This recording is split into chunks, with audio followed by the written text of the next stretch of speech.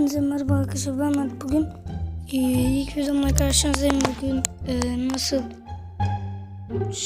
efektini yapmaya göstereceğim. Televizyon bozulmuş gibi olan efekti nasıl yapılır onu göstereceğim.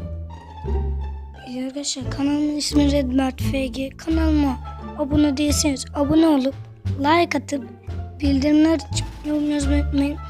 Daha çok böyle video gelsin mi? Bir de oyun videoları gelsin mi? Onu yazmayı unutmayın arkadaşlar. Şimdi size gerekli olan program ya KineMaster ya Power Director. Power Director'dan göstereceğim. Şimdi arkadaşlar Power Director geliyoruz ve şurada new proje. Buraya basıyoruz.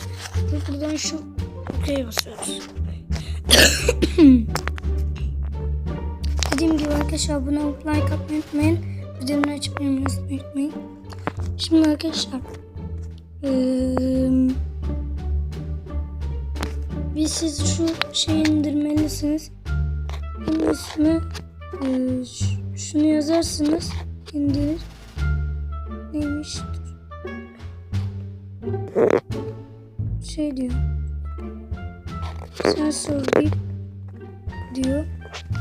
Bunu yapacağız. Download şimdi. Mesela bu videomuz bizim arkadaşlar. Mario bizim videomuz. Şunu biraz büyütüyoruz. Şuraya basıyoruz ve video ilerledikçe arkadaşlar gördüğünüz gibi şudur. Arkadaşlar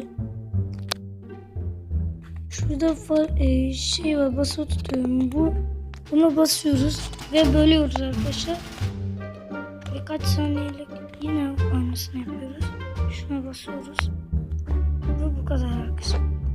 Şimdi şu tarafı silmeyeceğiz. Böyle kalacak. Ben bir videoyu durdurayım. Ne göstereyim arkadaşlar. YouTube'a Sensör Bip Sound Effect TV Error Clip yazarsanız hep Stars diye bir kanal var.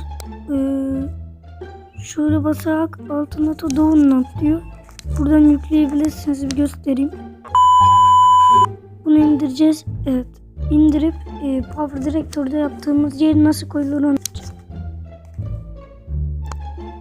Evet arkadaşlar geldim, yüklendi. Şimdi sonra arkadaşlar şuraya basıyoruz. Şu an gösteriyorum. Şu basılı tutuyorum. Onu basıyoruz ve dolumlarında basıyoruz. Sonra şuna basıp şu artıya basıyoruz. Ve buraya ekleniyor değil mi? Şöyle. Şimdi buna basılı tutuyoruz. Videoyu durduruyorsunuz ve buna basılı tutuyorsunuz arkadaşlar. Şunu basılı tutuyoruz ve böldüğümüz yere alıyoruz arkadaşlar.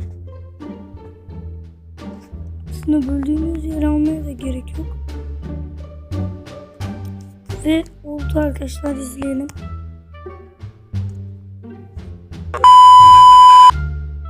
Bunu arkadaşlar bunu istediğiniz boyutta indirebilirsiniz. Mesela bunu çok büyük yapamazsınız ama videoyu biraz yana kaydırırsınız. Bunu büyütürsünüz olur. Benden bu kadardı arkadaşlar. Eğer videomu beğendiyseniz like atıp abone olmayı unutmayın. Bildirimleri açıp yorum yazmayı unutmayın. Görüşmek üzere. Hoşça kalın. Ve daha çok eğitim videoları gelsin böyle.